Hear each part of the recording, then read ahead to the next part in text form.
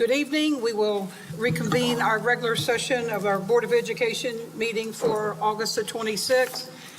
Mrs. Troubleville, if you'll call roll, please. Mrs. Briggs? Here. Mr. Capel? Here. Mrs. Klein? Here. Mr. Neal? Here. Mr. Peden? Here. Mrs. Pryor? Here. Mr. Steele? Here. Mrs. Taylor? Here. Mrs. West Warner? Here. Mrs. Wright? Here. We have all 10 board members present. That does constitute a quorum. At this time, 3.02, I would entertain a motion to approve the agenda for August the 26th. So moved. Second. We have a motion and a second. All those in favor signify by saying aye. Aye. Opposed? Motion carried. That is unanimous. 3.03, could we all stand with the Pledge of Allegiance?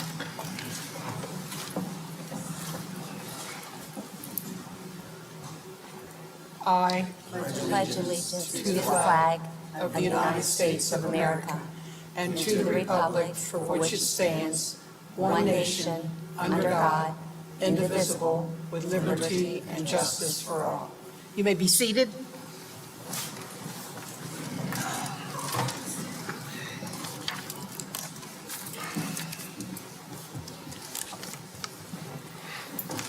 .04 and 3.05, approval of the regular session meeting minutes for July the 22nd and for the executive session minutes of July the 22nd. So moved. Second. We have a motion and a second. All those in favor signify by saying aye. Aye. Opposed? That is unanimous. 3.06 and 3.07, approval of board meeting minutes for July the 29th and for the executive board meeting minutes of the 29th. So moved. Second. We have a motion and a second. All those in favor signify by saying aye. Aye. Opposed? That is unanimous. 3.08, approval of the board retreat meeting minutes for August the 5th. Entertain a motion. So moved. We have a motion and a second. All those in favor signify by saying aye. Aye. Opposed? That is unanimous. 3.09, approval of the board retreat executive session minutes of August the 5th. So moved. Second.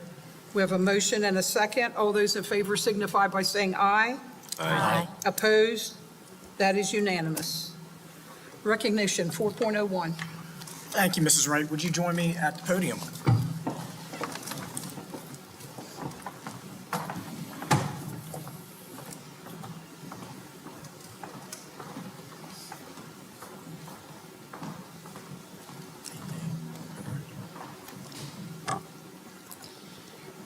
Good evening. Tonight we are recognizing longtime board member, 22 amazing years, Dr. Donald Hattier. He has served as a board chairperson for the Buildings and Grounds Committee, the Finance Committee, and most recently, Dr. Hattier has been extremely involved in our meetings regarding the new Sussex Central High School and our Futures Committee. We greatly appreciate Dr. Hattier's commitment to the Indian River students, staff, families, and our communities. He has been a strong advocate for student services, both inside of our classrooms and beyond. One of the greatest aspects of Dr. Hattier during his time on the board is that you always knew where you stood on issues. He would give you his opinion on a matter, and then he would tell you why. I've always appreciated that from you, Dr. Hattier. Thank you so much for your leadership on this board for so many years. Thank you for your honesty and really for your wisdom. Dr. Hattier, I could call him at any point and just pick his brain a little bit on the history of policies, decisions, et cetera, buildings, many decisions, and often he could rattle off the answer right away, and if not, he did some research and got back to me. So we appreciate that from you. Thank you for so many years. Would you join us on the stage?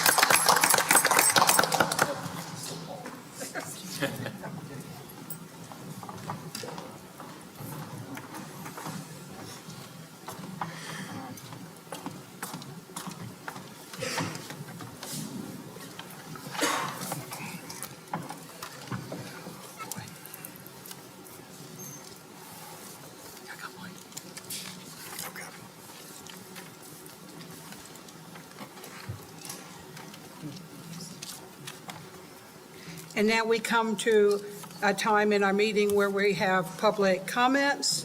That would be 5.01.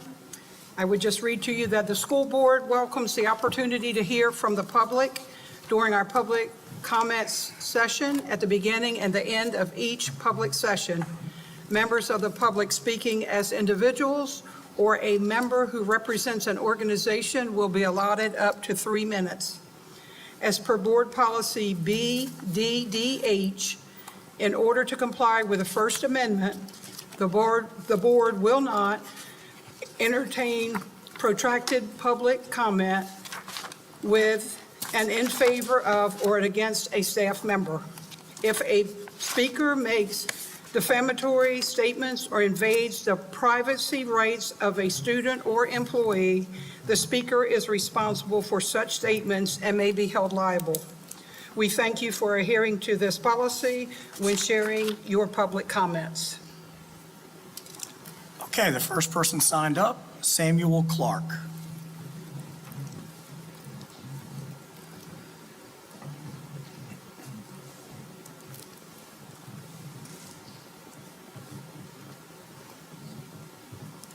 Good evening, Mr. Clark. You have 3 minutes.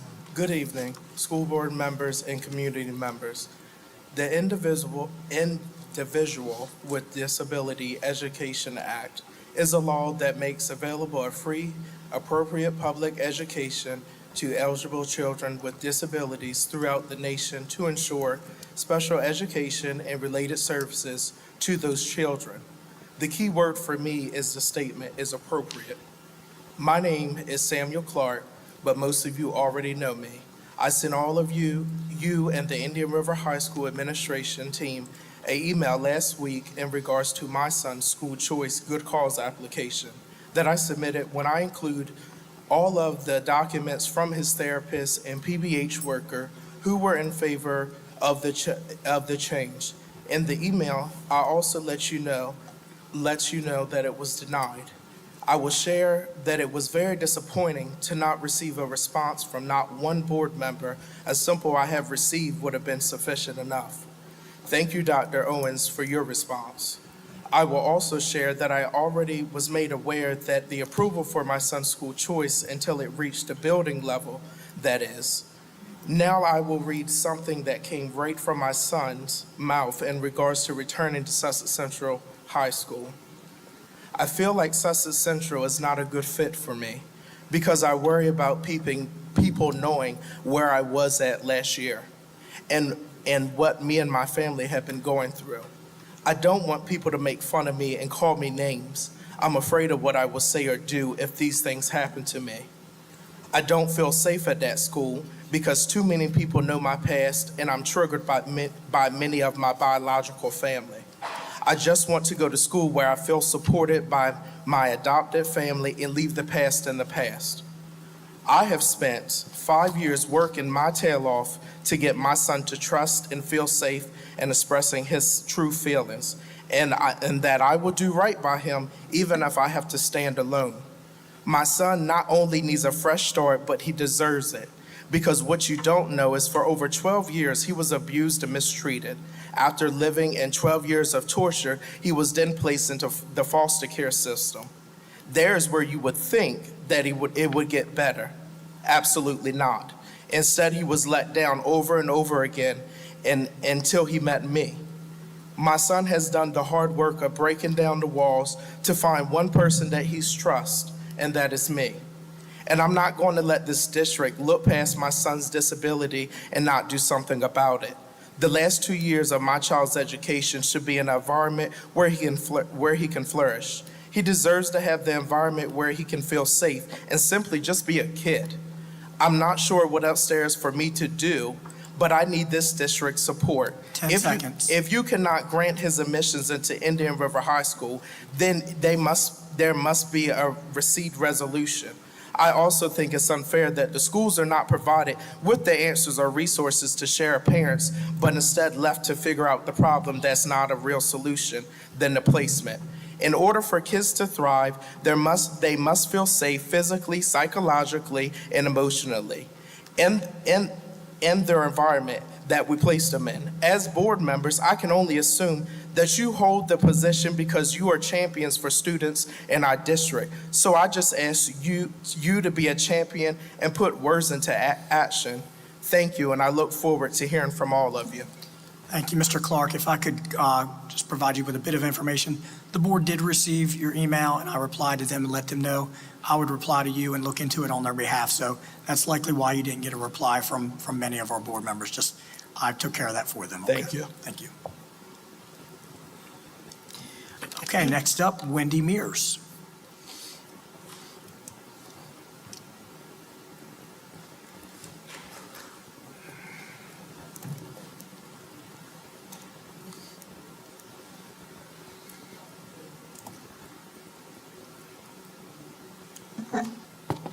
Good evening. You have 3 minutes, Ms. Mears.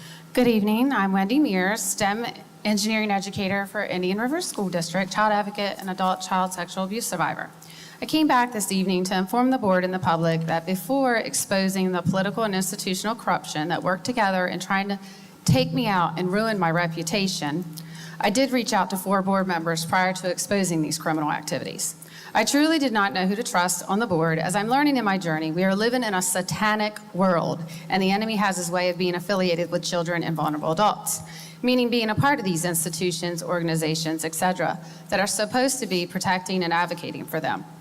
Only 1 board member chose to get back to me, and I believe he has a character of integrity and practices the same faith as I. I implore the rest of you to join him and be the governing body you are called to be.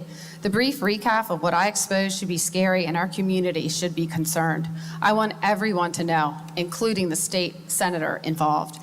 Ironically, this state senator supports HB 417, the bill that I testified this legislative session to get through the House committee and the House. But he tabled it the last night of legislation. He also made this bill about me, and that is what the enemy does. Lobbying for HB 417 now starts all over in January. I have next steps planned, and I'm led by my faith. I'm asking the board to be the governing body they should be. The same opportunity I gave my former principals, the superintendent and assistant superintendent, and the HR who still have chosen to keep this hidden. Patience is action, and I believe some of these involved in my workplace abuse should be given the same leave I was. This time, the same crime you tried to accuse me of is exactly the same crime institutions try to cover up. I'm amazed where my faith has got me to expose all this. Our Creator is so good. To the HR who threatened me in speaking about any of this information, our child advocate for Delaware just spoke about half of a graduating class has been sexually abused.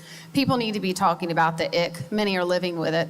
To the board, I would consider a paid leave this year, because when you already go through so much trauma and your body gets to a point where it needs rest and silence, I do not need it for my abuse or what has happened to my family. Trust me, I have the strength to teach. None of this is taken from my natural ability. I know where my strength comes from.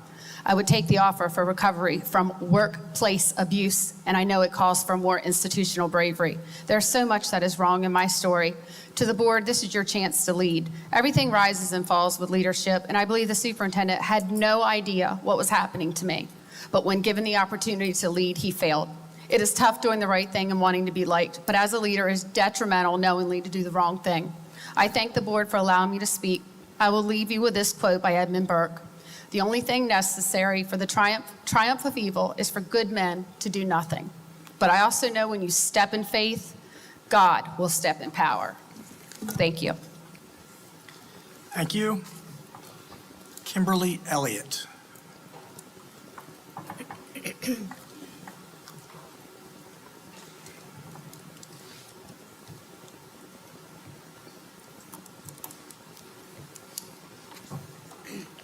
Good evening.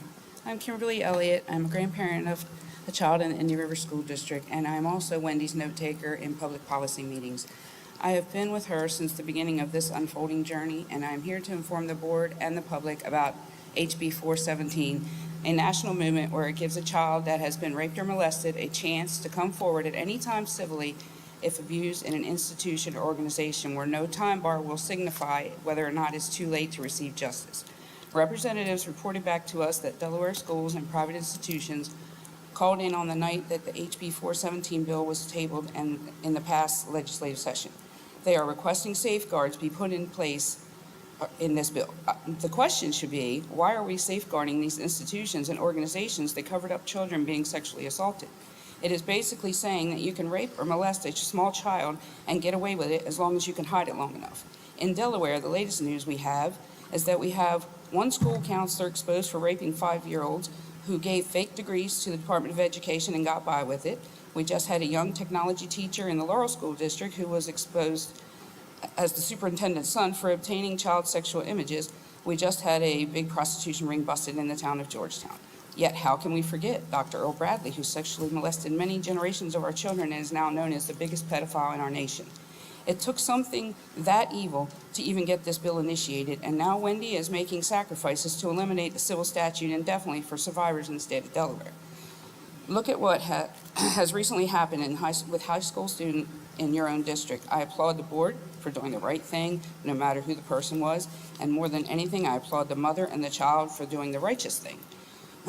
And what has happened to Wendy here in the Indian River School District is horrific. I do not know how any of you would want to side and put up a fight against a real survivor and this testimony. You cannot make this evil up. Wendy has been under tremendous emotional stress, not only from her own story and policy or what has happened to her children or her husband's traumatic brain injury, but from a hostile work environment that needs to stop, and people should be held accountable, even the dark evil forces outside of the institution calling the shots. Truly, we have found that the systemic system works together to silence the survivors. Anyone can now find Wendy's Delaware Whistleblower event on her YouTube channel, where she lists all the names and involved parties besides colleagues who she is trying to protect that have shared the provision that she has prayed for. She does not defame anyone, and she just lists the facts. I thank the board for allowing me to speak. Unfortunately, it takes terrible things like this to happen for us to reflect, grow, and change, and people like Wendy to be led by their faith and bring the light. The political forces behind these walls are in complete spiritual 10 darkness. seconds. And when we take orders from them, we are not protecting our children. Thank you very much. Thank you.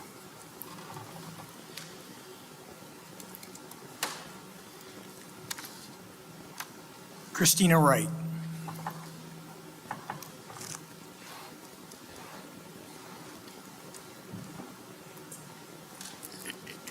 Good evening. My name is Christina Wright, and I am here May 3rd. JMC Elementary posted a 5th grade celebration, and I couldn't help, as a mother whose child was forced out of his home school due to negligence of the Indian River, due to his physical and emotional health. So as a mother, I was looking through the pictures, and I wondered where my child would be celebrating in his 5th grade graduation. With doing that, I came across 2 pictures of 2 students that were making hand gestures. And they weren't your typical peace signs. They were very concerning in this day and world with, you've heard it, the past 3 speakers, safety. So I reached out to Dr. Owens, Mrs. Blanchard, and Dr. Booth with my concerns with these 2 pictures. I even highlighted one, I even said you might need to zoom in, and they were gestures, appeared to me to be more than it needed to be investigated. So I am here. I would like to know, were these children spoken to? Was there further investigation? Secondly, why isn't the staff at JMC, why aren't they being diligent, looking at these pictures, questioning hey, this is concerning? And thirdly, why are they still posted on social media on the Indian River School Board? I know you guys really hold yourselves highly with the School of Conduct, yes, the Code of Conduct. Some of you, there's new faces, you might want to go back 2 years, but this is a touchy subject with our school safety. And secondly, why I'm here, and I still probably got a minute left, I don't understand why all teachers aren't taught the therapeutic code. I think when you are putting all these students in one building and you have 8 to 10 staff members that are capable of doing a therapeutic code, I think we need to protect our children. As you've heard, there are multiple concerns about our children's safety. My son, the new faces, please look it up. My son was attacked 2 different times by the High Road students who are protected by the HIPAA and FERPA laws. My son is atypical. He was not protected. I'm going to wrap it up because I can go on and on. But so my concern is, where are the staff members and what are we doing for our children's safety? Okay. May 3rd, you might want to look up the pictures. Facebook, John M. Clayton. Thank you. Thank you. That's all that signed up.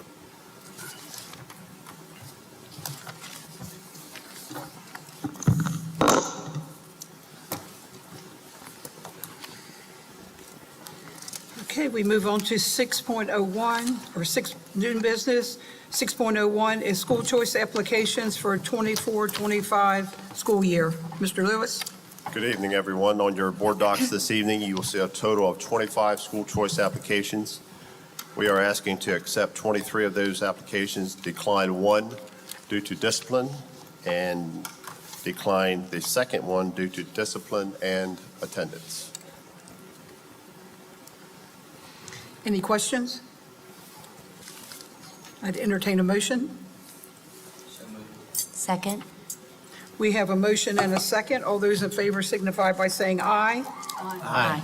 Opposed? That is unanimous. Thank you. 6.02, out-of-state school choice request of employee. Thank you, Mrs. Wright. We have a request from an employee who lives out of state that has a student who is attending Indian River High School and has been attending the district since elementary school. Per policy JECB, children of district employees who reside out of the state may receive consideration from the board. And in board docs, you do have a letter from that parent with the discussed request. This would require board action this evening. Any questions? And entertain a motion.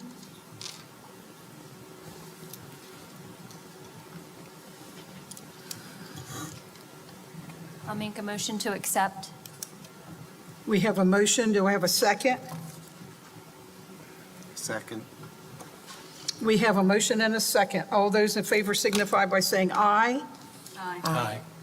Opposed? That is unanimous. 6.03, Adult Education Annual Report. Thank you. Recently, we received a report from Mr. Schifano at our committee meetings, and we thought it'd be a good idea for the entire board to get an update on all things community and adult ed related. So, Mr. Schifano, thank you. Thank you, Board, for your time this evening. My name is Matt Schifano. I'm the Community Education Coordinator.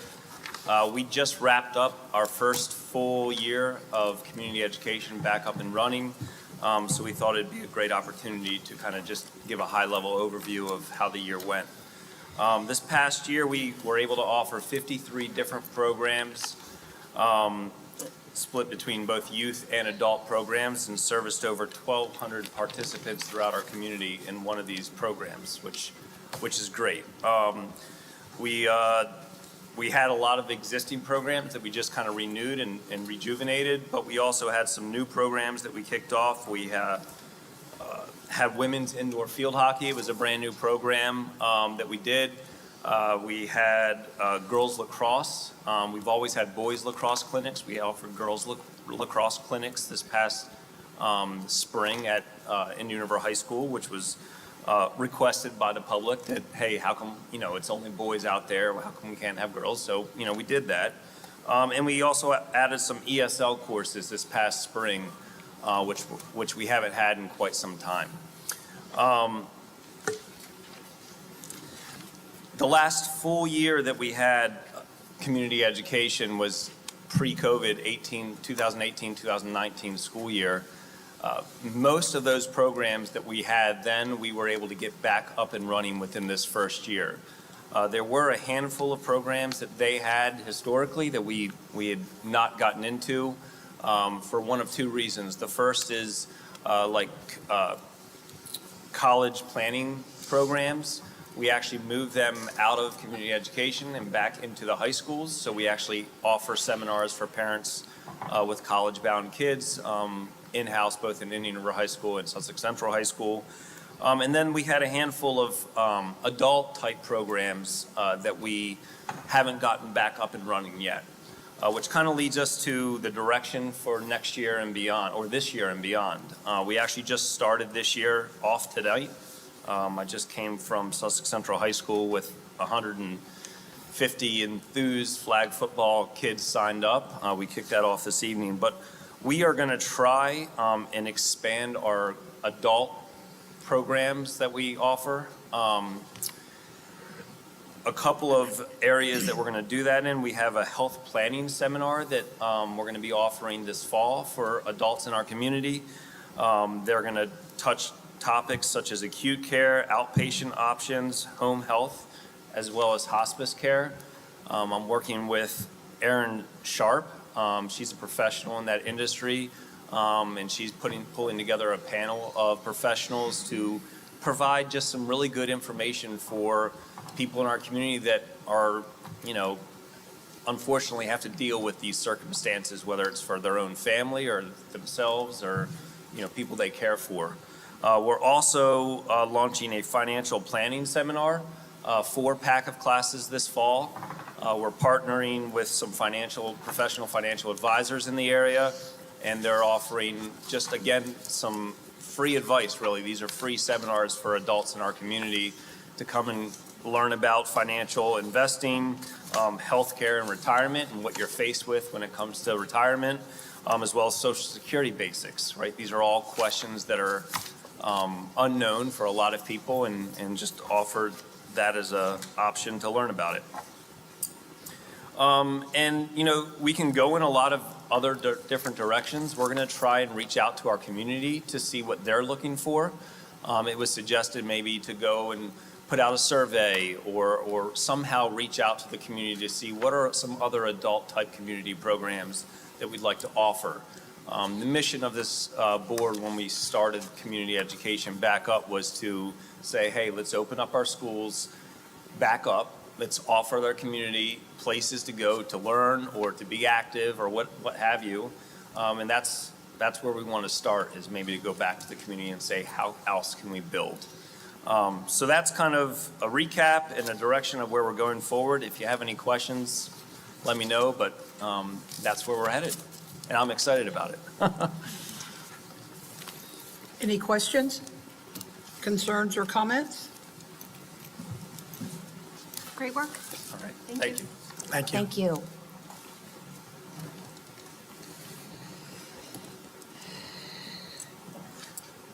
Six 2024-2025 Administrative Organizational Plan. Thank you, Mrs. Wright.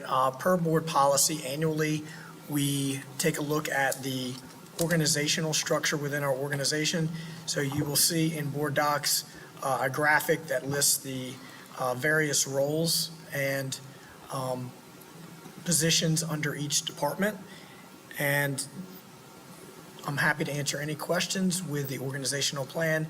And if there are none, we do need to take action per our board policy this evening.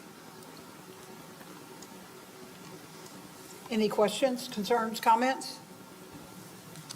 I'd entertain a motion to accept the plan. So moved. We have a motion and a second. All those in favor signify by saying aye.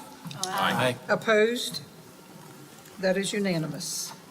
6.05, 2024-2025 school resource officer contracts. Thank you. Within your board docs, you will see the various contracts, two of which are for Delaware State Police.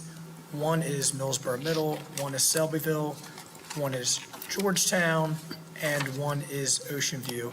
So an outline of the previous contracts, the current contract proposals are there for consideration, as well as any documentation that has been submitted or contracts associated with these individual contracts. And we would ask the board to consider these and to vote this evening on our SRO contracts. Any questions?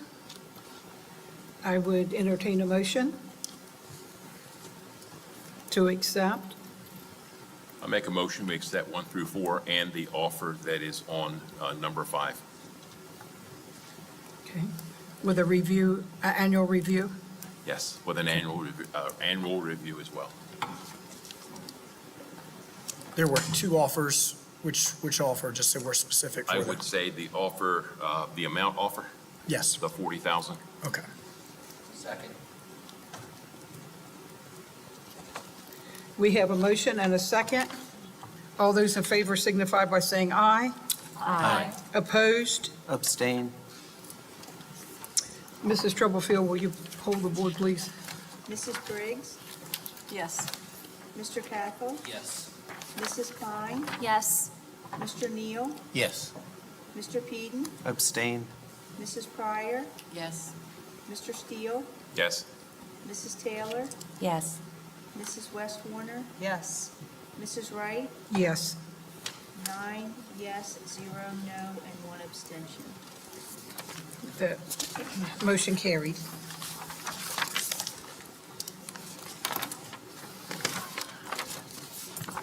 Six 2024-2025 nutrition services plan prices. Good evening. On your board docs, you will see the proposed meal prices for the 24-25 school year. I'm pleased to recommend that student and adult platter prices remain the same. If you approve these prices, it will be the 20th straight year without an increase to student platter pricing. We do need to increase the price of our additional lunch grains. Lunch grains are currently 25 cents, which is below our cost for many of the items that we sell. I'm recommending the price of additional lunch grains be increased to 50 cents per portion. This does require a motion and approval of the board. Any questions? Entertain a motion. We have a motion, a second. Second. We have a motion and a second. All those in favor signify by saying aye. Aye. Opposed? That is unanimous. 6.07, nutrition services fresh pizza delivery. Yes, ma'am. RFP IRD 25001-pizza was advertised pursuant to the requirements of the Delaware Code. One RFP response was received by the required deadline.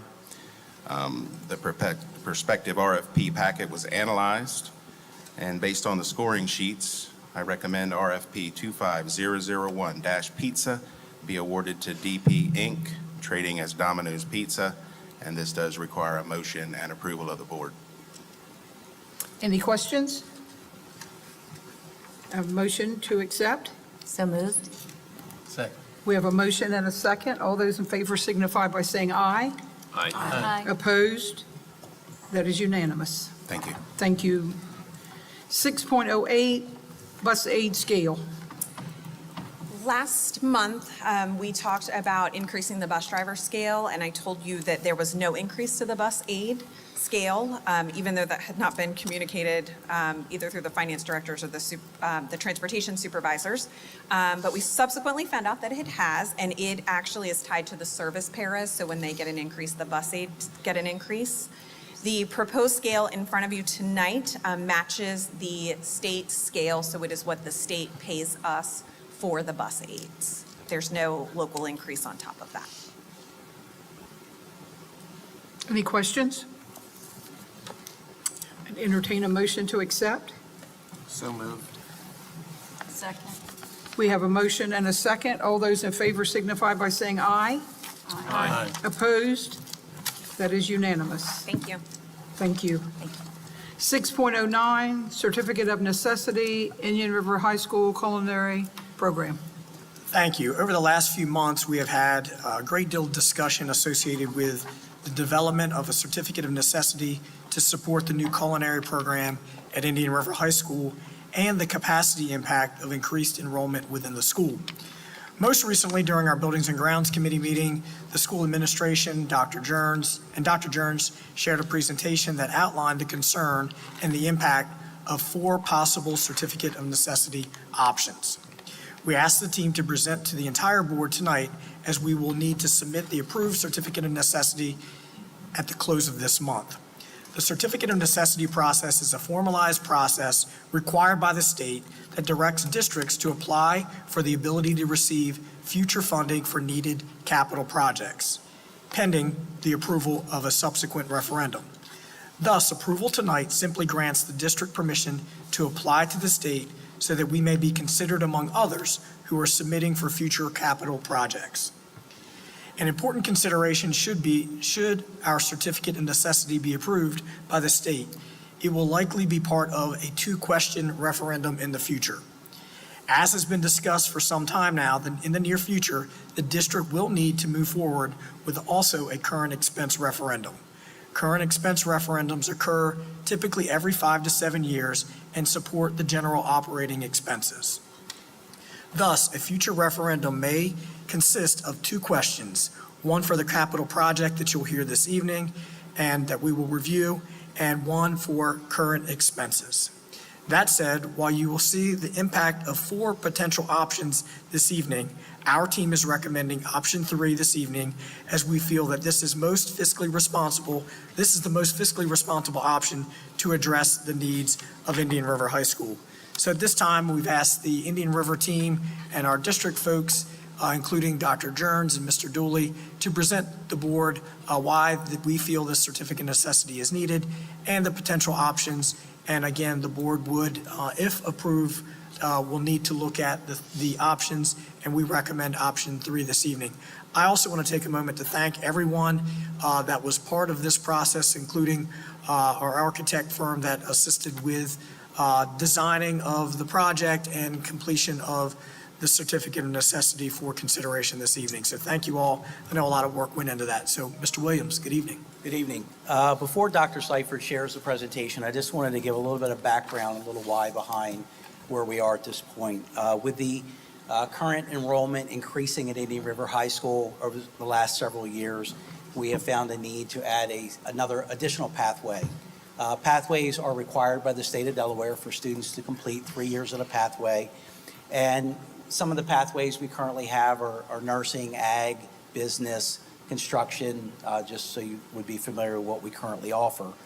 One of the things we did to determine what pathway we would begin with is to consult with our CTE advisory panel, which is made up of community members in our local community that support the current pathways we have, to identify needs in the community and address them. For the past several years, the greatest need that has come out of those meetings has been a need for some type of culinary hospitality program in this area to support the local businesses and corporations in our community. With that said, we looked into that. We put a survey out to our current student body of interest of CTE pathways, and overwhelmingly the culinary hospitality led the way with the number of students that were excited with the possibility of participating. We did submit requests to DOE, had that approved, and this year we will start year 1 of the culinary program. You're going to see some numbers in a minute. It has quickly become one of our, I think, our second top pathway, and we hope to be able to continue that pathway with the additional growth in the certificate of necessity. With that said, one of the needs that we also discovered is our lack of space in our current building. This building currently was built in 2004 when Mr. Steele was here. It has been 20 years. There has been no additions, renovations, or anything to our building during that 20-year period, and our enrollment has increased and continuing to increase with projected enrollment forecasts. So with tonight, what you're going to see different options We're asking for option 3. We feel comfortable that option 3 would alleviate overcrowding, free up space for teachers, and accommodate the projections, at least for the next 10 years. So with that said, I'm going to ask Dr. Seifert. I believe you should have the PowerPoint presentation that he is going to go through. Once he's completed, Dr. Seifert, myself, Dr. Jones will answer any questions that you may have. Good evening. Like Mr. Williams said, after we decided that culinary was going to be added, we knew that a commercial kitchen was going to be part of the equation. We started doing our homework and our research, looking at Delaware's Technical Assistance Manual for Construction. Our current capacity at Indian River is 1,000 students, but the state recommends a utilization factor of 85%. So that would really put our enrollment at 850.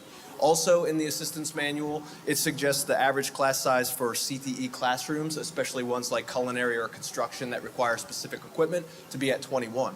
Our current school-wide enrollment is around 1090, approaching 1100. Our CTE classes range from 24 to 28, some of which we have to remove students from the classes to fit into the current spaces that we have.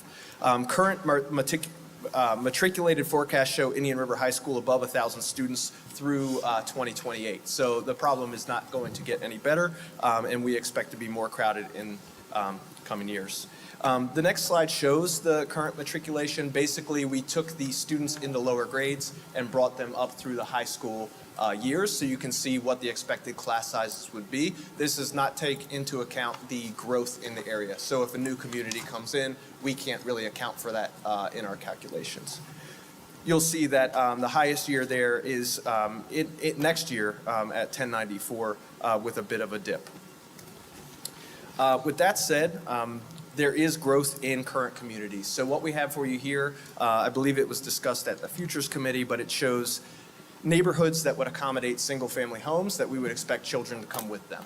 You can see the actual growth there and then the percentage, and you can see quite a few of our local communities are growing.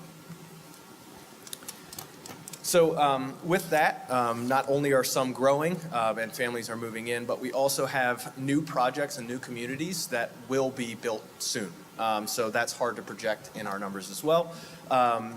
You can see there, I won't list them, but Dagsboro and Frankfort have some fairly large single-family home developments in the near future. We've also included, just as a reference, the northern feeder pattern as well, and how the communities in the local areas are growing, as you all know. So to elaborate on the why and why we think we need this expansion project, there are many undesirable student learning spaces in Indian River currently at our enrollment of 1090. So we have multiple classrooms in the library happening at the same time. Driver's education happens here in the auditorium. Special education teachers often have to use the cafeteria to do goal-specific instruction with their caseload. And then we have our CTE-specific classes that aren't using spaces catered to their needs. For example, the nursing pathway, they have medical beds in a traditional classroom, and our ag classes have animals and other agricultural products in traditional academic classrooms. Also, our cafeteria is crowded, difficult to navigate with the amount of tables that we have to have in there and all of the students.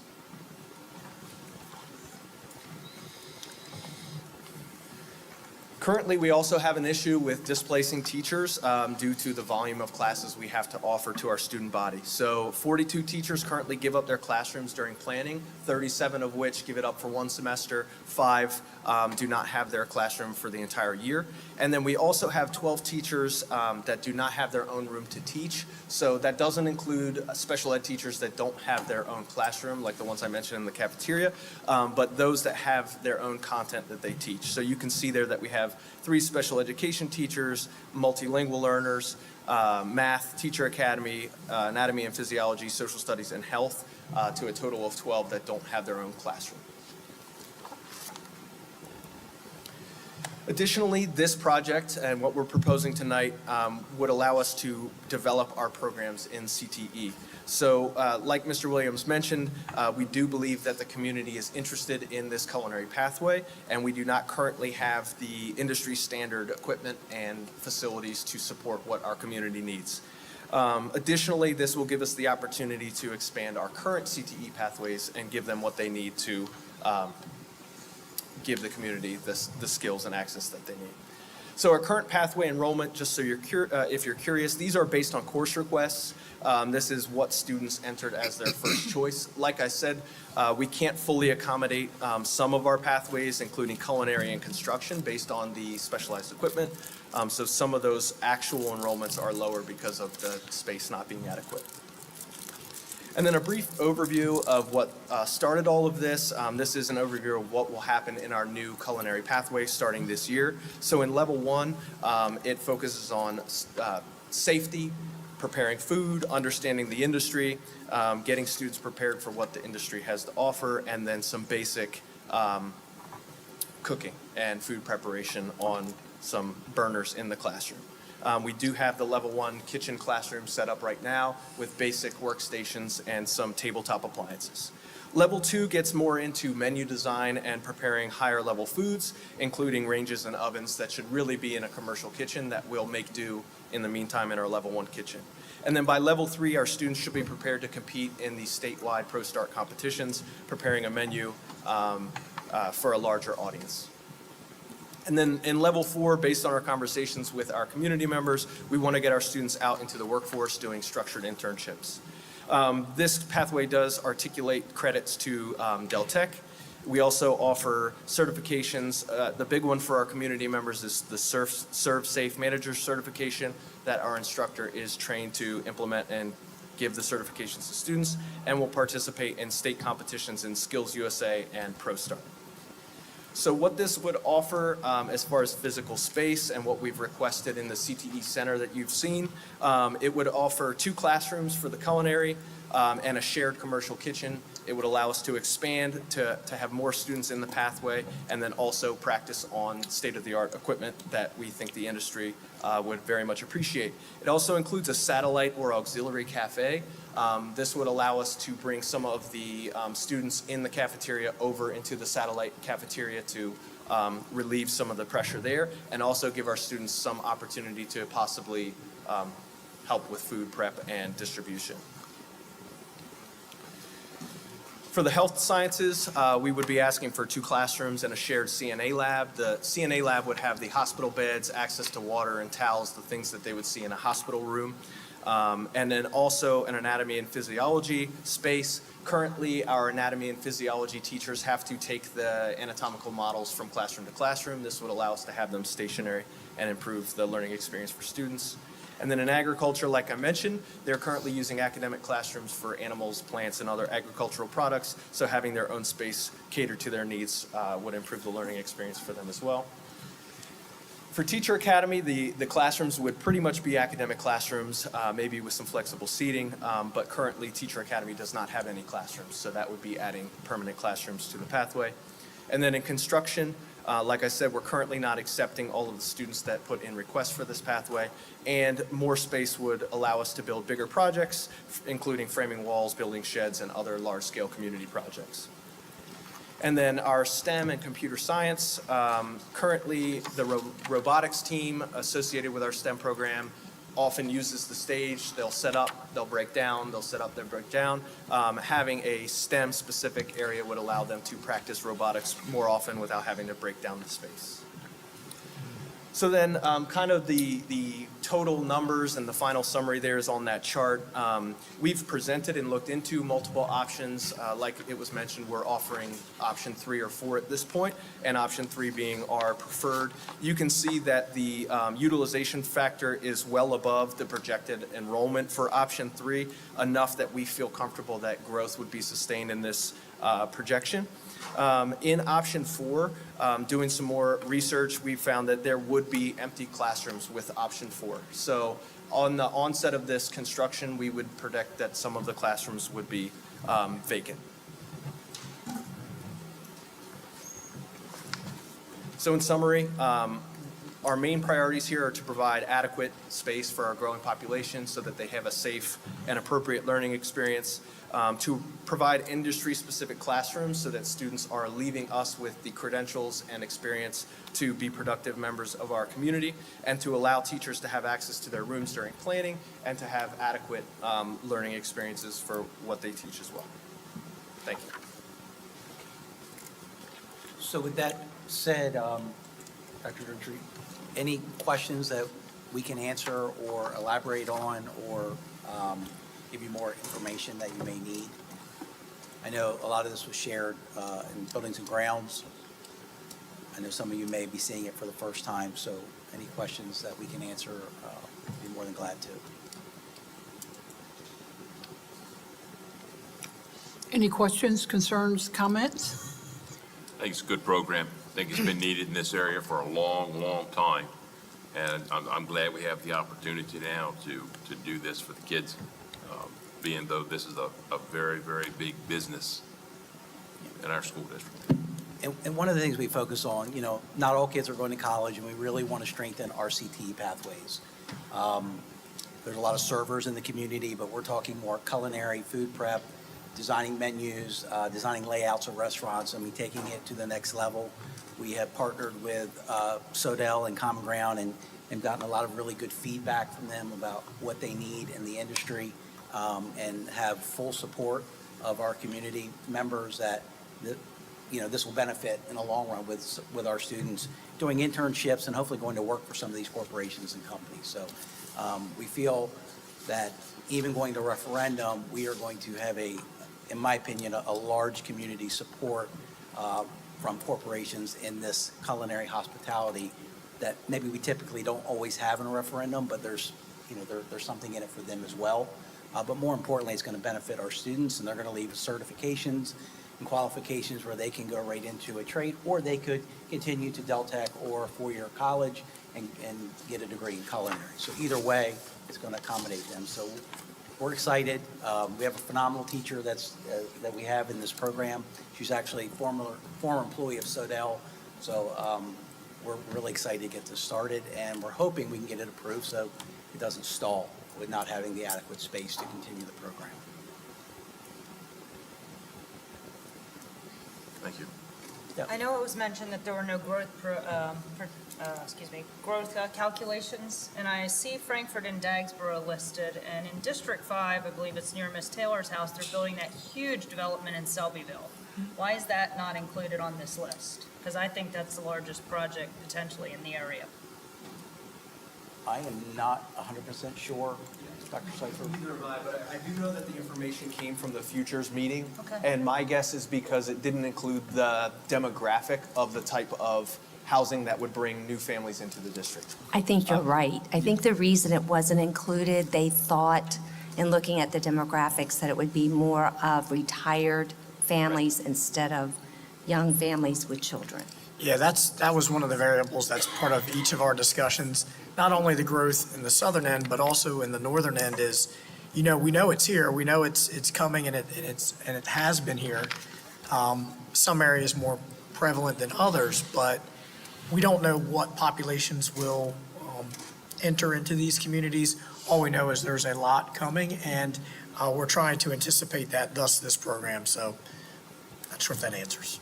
I just want to thank you for your hard work in preparing all of this and really laying it out in a way that's informative and organized.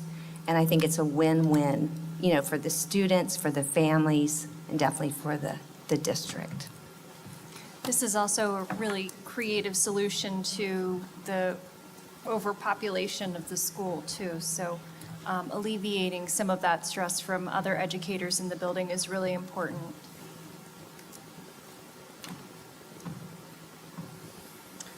Okay, thank you for the presentation. Thank you. And now I would entertain a motion about the certificate of necessity. I make a motion that we approve option number 3. Second? We have a motion and a second to approve option number 3. All those in favor signify by saying aye. Aye. Opposed? That is unanimous. 6.10, Sussex Central High School change orders.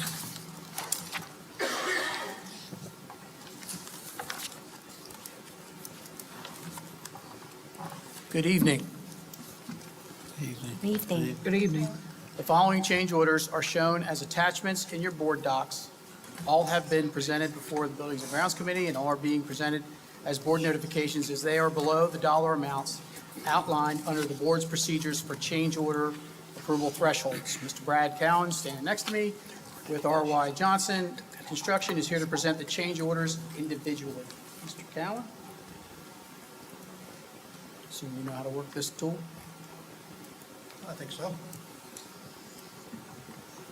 Good evening, everyone. First, I want to say, Mr. Steele, it's great to see you again. Thank you, Mr. Cowan. How fitting it is that we're in a building that you and I built together many years ago. That's true. And seeing a potential addition going on, that's exciting, so good to see you. First change order is B15-09, and this is change order number 15. This is the cost to add PRV stations in 3 schools. PRV are pressure reducing valves, and they're associated with the inclusion of the artesian water supply. The engineer felt it was important to have all 3 schools safeguarded against any increase in pressure through the artesian line so that it doesn't impact the school's water supply. Bear with me a second. Thank you. All right, the next one is B1904. This has to do, actually, there's several. These are all individual. This is ASI 29. This is to add in the library, television, collaborative space, a knee wall, and an area D ceiling. You'll see there's charges, multiple charges for multiple contractors. This one's for $495. Next one is to repair a fiber optic cable. The cable was not located on any plans. The utility company did not find it. We were digging and we found it, so it had to be repaired.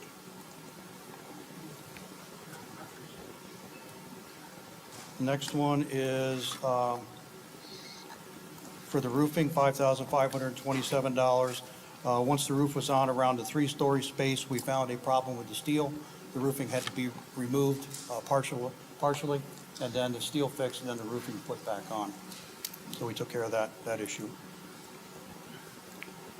Again, the ASI 29, the library, collaborative space, the knee wall. The next one is same thing. Like I said, there's individual change orders for individual contractors, so you'll see it multiple times. And then the last one, I believe, same item. And again, the ASI 29. So I'll be happy to answer any questions you may have on any of those change orders. As Joe said, these are for notification. They're within the signing limits of Dr. Owens and Mr. Dooley, so they're for notification. Any questions? I'd entertain a motion to accept the Sussex Central change orders. So moved. Second. We have a motion and a second. All those in favor signify by saying aye. Aye. Opposed? That is unanimous. Okay, thank you. Thank you. Old business, 7.01, major capital planning. Thank you, Mrs. Wright. We'll start with New Sussex Central High School. The brickwork is wrapping up in the courtyard and our classroom wings. Cast stone work at the main entrance has started, and the front brickwork is 80% complete. The auxiliary gym framing is 50% complete. The kitchen is ready for equipment installation. Windows and curtain wall installation continue on the classroom wing. Drywall painting and ceramic tile installation continues in numerous areas, as does mechanical and electrical work. The auditorium is completely filled with scaffolding as the renovations in that area are underway. Site work continues, including storm drains, sidewalks, and paving. And our executive group continues to meet monthly with RYJ to explore cost-saving construction alternates and project obstacles. So I will say just a couple highlights there. Thank you, Mrs. Wright, Mrs. West Warner, and Mrs. Briggs for joining us on our most recent tour. And I referenced here the scaffolding in the gymnasium. So we will not be in the current Sussex Central gym for quite some time for a board meeting. The entire place is, an auditorium, excuse me. There's scaffolding throughout. They're doing renovations to that area, which is nice to see, and we're excited to see the progress there. And another highlight, as I mentioned, is the auxiliary gym. As you know, that was an alternate that we were able to apply back into the project, and it's really shaping up nicely. That'll be used daily for PE classes, et cetera. So very nice progress, and thank you, board members. I don't know if you wanted to share anything. It was a nice visit, and each month it comes along very rapidly from when we checked the previous month. So thank you.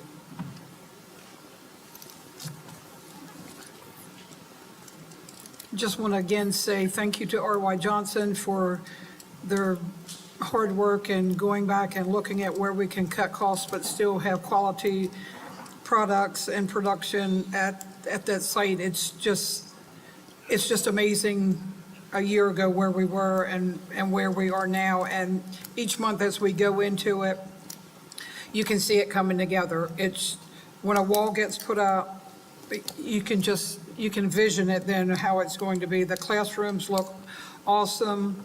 I think that it's going to be something that Indian River School District, as well as our community, our students and staff can be proud of. And I just hope that it continues with the progress that it is. So Brad, thank you again for you and your staff. We appreciate everything that you are doing. 7.02, Howard T. Ennis. Yes, so the architect is waiting the contractor's completion of the punch list item work before performing the final commissioning and closeout of the project.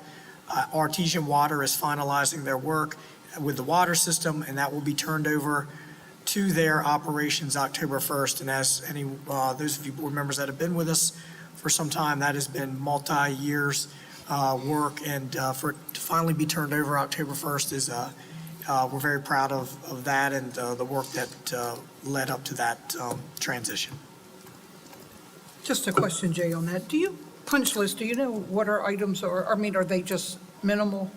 Or is it Brad that? Yeah. Oh, I didn't mean,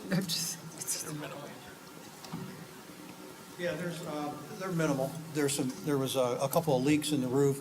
We have to go in and patch and paint a few things. There's still some commissioning that needs to take place. We experienced some sweating of the cassettes in the classrooms, condensate because of those hot days, so there's some rebalancing that needs to take place. But it's minimal, what's left to be done. Door handles that are, need to be adjusted, doors that are sticking, just minor stuff. Thank you. Nothing major. 7.03, GW Carver consent update. Dr. Wisted, thank you. Good evening. I believe you have the slideshow, so if you go to the second slide, there's still 2 updates that we have to provide to Mr. Den about our district disproportionality. One of them is in regards to graduation rate, and we are going to produce for him the IRSD implementation plan to address graduation rates and their disparities. And then for the discipline, there are 2 plans we're submitting. One is focused on the exclusionary discipline improvement plan that we put together, and one is related to mental health and social emotional learning curriculum that's being implemented this year. Any questions? Thank you. Committee reports, 8.01, Buildings and Grounds, Mr. Steele. Thank you, Ms. Wright. Building and Grounds met on Monday, August the 12th, and we have discussed a large amount of what we discussed in that meeting already this evening. We had the opportunity to have Mr. Dooley talk to us and update us on the Howard T. Ennis School. Also, we had Bob Lyman from Richard Y. Johnson. He was talking about the construction at Sussex Central High School, and it's moving along with brickwork, ongoing storm drainage, grading for paving, ongoing windows and curtain walls in the classroom wing, rough-in mechanical, electric, and duct work, Interior metal studs on all floors is complete, and painting continues, and ceramic tiles started in the toilet rooms. So as you said, Dr. Owens, they are progressing very rapidly with that school, and it does take a while to build a school of that size. We also had a review of the change orders, which all, I believe, fell below the threshold of what we would have to formally approve. So tonight you had those in front of you for informational items. Old business. We had a report from Mr. Dooley and Mr. DiGirolamo pertaining to the Buildings and Ground Support Center monthly work order. It's reported that in the last 30 days, 83 tickets were open, 81 tickets were closed, with 46 tickets currently active. I want to commend both Mr. Dooley and Mr. DiGirolamo. I can tell you having 15 schools and major construction going on and able to close tickets that fast during the summer is very hard. And the fact that we're closing them at a very good clip, things are being supervised very well. So thank you, both of you, for that. Cooling tower replacement status. Cooling towers at Georgetown Elementary, Phillips Shaw Elementary should be completed prior to the start of the school year. The engineer will be performing one entire closeout package to include those 2 schools and the 3 previous installs at East Millsboro, Long Neck, and North Georgetown. We had a lengthy discussion on the Indian River High School proposals that we saw this evening. We looked at all 4 options in detail and decided, and we didn't decide, we knew at that meeting we had to bring these options to the board, and tonight we took that vote. Our next meeting, I believe at this particular time, is scheduled for Monday, September the 9th at 4:30. Thank you, Mr. Steele. 8.02, Comprehensive School Safety, Mr. Capel. Thank you, Mrs. Wright. So just one announcement. I'm very pleased to announce that the district took possession of the 2 weapons detection systems that were delivered last Monday. Mr. Lewis arranged training on Wednesday. The last update I got, we had 9 constables that were scheduled to come. I was hoping there was more, but they're going to be in effect this year. I'm very excited to have them as part of our another just addition to our safety measures, so just kind of be on the lookout for them. And I want to thank Mr. Lewis for arranging the training and for getting those items ordered and here to the schools. So thank you, Mr. Lewis. That's all. Thank you. 8.03, Finance, Mr. Peden. Yes, the Finance Committee meeting was held on August the 12th. We discussed fresh pizza delivery solicitation that we previously went over. We've already discussed the school meal prices. We went over salary scale bus aids. We went over community ed program. And upcoming, Ms. Smith will go over the financial position report as well as the financial reports. That concludes my report. Thank you. 8.04, Curriculum, Mr. Neal.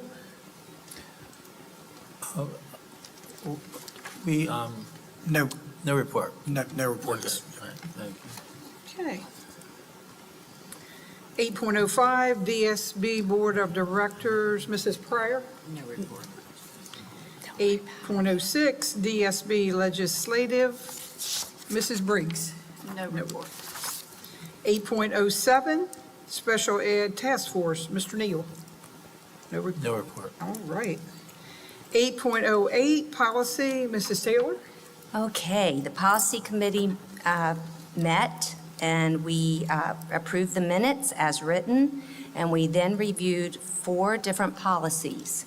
GBF on staff student participation in fire company calls. There were no recommended changes, and we reviewed it only. The second policy was JFCA, student dress code, and no changes were necessary. We reviewed it also. The third policy was GBCB7, Title IX, and this is a new policy that is on, it's a non-discrimination policy. A federal mandate as of August 1st, 2024 was made, and it acts to ensure that all of the district's programs and activities do not discriminate on the basis of sex. We proceeded with the first and second reading, and we need to take action on this policy this evening. If you have any questions regarding the Title IX policy, that should be directed to Celeste Bunting, the Title IX coordinator. The last policy we reviewed was JECCA, school choice. There was a robust conversation around the 85% capacity language. It was determined the language should remain as written. We will continue to manage the choice applications given and priorities as set. There was also discussion surrounding students in the program who later leave the program and processing the priorities 1 through 5. There are currently no proposed changes. We reviewed it only. The next meeting will be on September 9th, 2024, scheduled to begin at 4 o'clock, and the meeting adjourned at 5 p.m. So we do need action on Title IX this evening. Mrs. Wright, thank Yes. you. Any questions on the Title IX first and second reading? I would entertain a motion to accept it at this time. So moved. Second. We have a motion and a second. All those in favor signify by saying aye. Aye. Opposed? That is unanimous. I would like to take this time to say thank you to my fellow board members, ladies and gentlemen, that's agreed to step up to the plate and take over some of these committees, and to Mr. Cathell for continuing in the capacity that he has served in for several years now. So look forward to working with you and that we continue to have Indian River School District on the right track. 8.09, IREA representative. Good evening, Blair Catlin Brown, school social worker serving at SDSA, also IREA Vice President for Teachers and Communications Chair. Like I expected, we are exhausted, so I'll keep this brief, first day back in the building. First, I want to, piggybacking on the Title IX, thank you very much to Karen Blanchard for the great conversation we had after that. I think it's been very helpful that we've been coming to district committee meetings to be able to hear. There was just a little hiccup that us counselor folks made me a little nervous, and I really appreciated that exchange, and I think that's the way to get it done, find the little hiccups and iron them out. So thank you for that. We loved the new hire orientation last week. I have to give big props to Alexis McLeish for all that she planned. It seemed like it was going great. We loved meeting everyone. We loved having the paras there. This was the first year that we had paras in the room as well. Cassie Queen got started with her para mentoring that she's been working with Alexis on, and that is super exciting. It was great to hear what the paras were learning, because I think sometimes we think people know what they should know and they don't. So it was amazing. I was like, yes, we all need to know that. So again, Alexis has been a fantastic asset to what's been going on with that. Negotiations, I just was told that we have a date on the calendar in a couple weeks to hopefully wrap up teacher negotiations and then move forward with secretaries and paras. We look forward to that being positive, because we want to go into a positive vibe, because like I've mentioned before, we want to support this referendum. We want to be out there in the community and get this all done so we can all benefit from it. And lastly, I always say I'm kind of like the Lorax who speaks for the trees. I speak for the educators. We're all here for the kids, no doubt. But a room without a teacher and just kids is a room full of kids. You need the teacher. When we're making decisions this year, whether it's the board, whether it's admin, I just ask that we think about the stress it places on educators. Yes, keep kids safe. But so often I think some decisions are made that stress educators out to the point that, not just here, everywhere is facing our recruitment and retention problems that we're facing. And again, when teachers leave, kids suffer then too. So I think we're doing some great work lately with talking things out. So when things come up, let's talk it out, and let's figure out how to keep our educators as happy as possible so our kids can be happy and educated as well. Let's have a great year. Let's get some rest. See you tomorrow at the kickoff. That'll be fun. Thank you. Thank you. Thank you. Superintendent's report. Thank you, Mrs. Wright. Attached in board docs is my complete report from the over the course of the last month, and I'll echo Blair's statements there. It was I was able to participate with the new educators, and the IR team really created a nice set of professional development workshops over the course of 4 days for our new educators joining Indian River School District. And I think we've really put them on a path for success here as we move into this week, with everyone coming back and certainly on Tuesday and Wednesday when we welcome students back. So a big shout out to our team for creating a really worthwhile set of workshops last week for our new employees. And we also look forward to the start of the new school year and kickoff tomorrow, as Blair mentioned. Thank you. Financial reports. 10.01, financial summaries for the month ending July 31st, 2024. Yes, the reports on board docs are through July 31st. We were 8% of the way through the fiscal year.